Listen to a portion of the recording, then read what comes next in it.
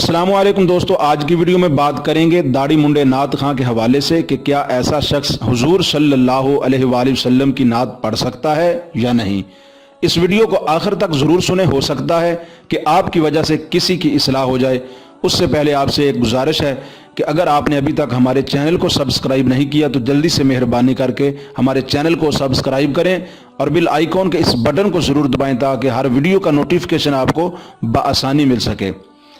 داڑھی مبارک سنت کے مطابق رکھنا ہر مسلمان پر سنت لازم ہے، خواہ نعت خواں ہو یا نہ ہو۔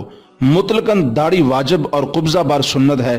خلاف ورزی کرنے والوں کو نرمی اور محبت سے سمجھانا چاہیے۔ میں نے اکثر محافل میں دیکھا ہے کہ بعض نامور علماء کرام اگر کسی داڑھی منڈے نعت خواں کو اسٹیج پر نعت پڑھتا دیکھ لیں تو اسے نعت پڑھنے سے روک دیتے ہیں اور سب کے سامنے اس کی بے عزتی کرتے ہیں۔ یہ طریقہ بالکل درست نہیں۔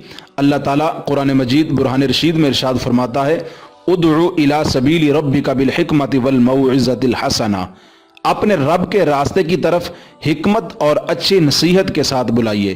رسول پاک صلی اللہ علیہ وآلہ وسلم کی نعت پڑھنا ایک نیکی اور سعادت ہے۔ نعت خوانی ایک اچھا فعل ہے۔ اگر عملاً کسی پہلو سے کمزوری ہو تو اس کے ازالہ کی کوشش کرنی چاہیے، وہ بھی نرمی اور اخلاق سے۔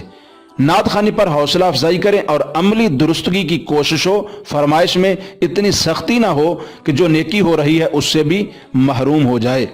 یہ کہنا صحیح نہیں کہ نعت خواں کے لیے داڑھی ضروری نہیں۔ نعت خواں بھی مسلمان ہے اور ہر مسلمان کے لیے سنت رسول صلی اللہ علیہ وسلم کی پابندی لازم ہے۔ البتہ اسے سمجھانے کا احسن طریقہ ہماری نظر میں وہی ہے جو ہم نے بیان کر دیا ہے۔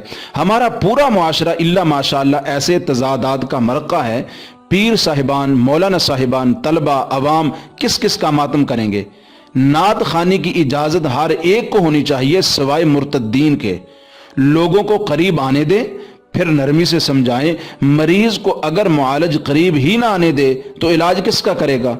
تندرستوں کو تو علاج کی ضرورت نہیں ہوتی۔ مریض سے نفرت نہ کریں، مرض کا ازالہ کرنے کی تدبیر کریں۔ قرآن و حدیث سے ہم یہی سمجھے ہیں کہ فاسق بھی کوئی خبر لائے تو تحقیق کرنے کے بعد سچی نکل آئے تو قبول کر لینی چاہیے۔ قرآن پاک میں اللہ پاک ارشاد فرماتا ہے، ان جاءکم فاسق بنبأ فتبینوا، اگر کوئی فاسق تمہارے پاس کوئی خبر لائے تو تحقیق کر لیا کرو۔ مطلقاً رد کرنے کا حکم نہیں۔ پھر نعت پاک اگر شرعی معیار پر پوری اترے تو اس کے قبول نہ کرنے کی کوئی وجہ ہمارے ذہن نقص میں نہیں آتی۔ ہمارے علم میں اعلیٰ حضرت مجدد دین و ملت امام احمد رضا خان بریلوی رحمۃ اللہ تعالی علیہ نے کسی ایسے شخص کو نعت پڑھنے سے نہیں روکا۔ واللہ اعلم ورسولہ۔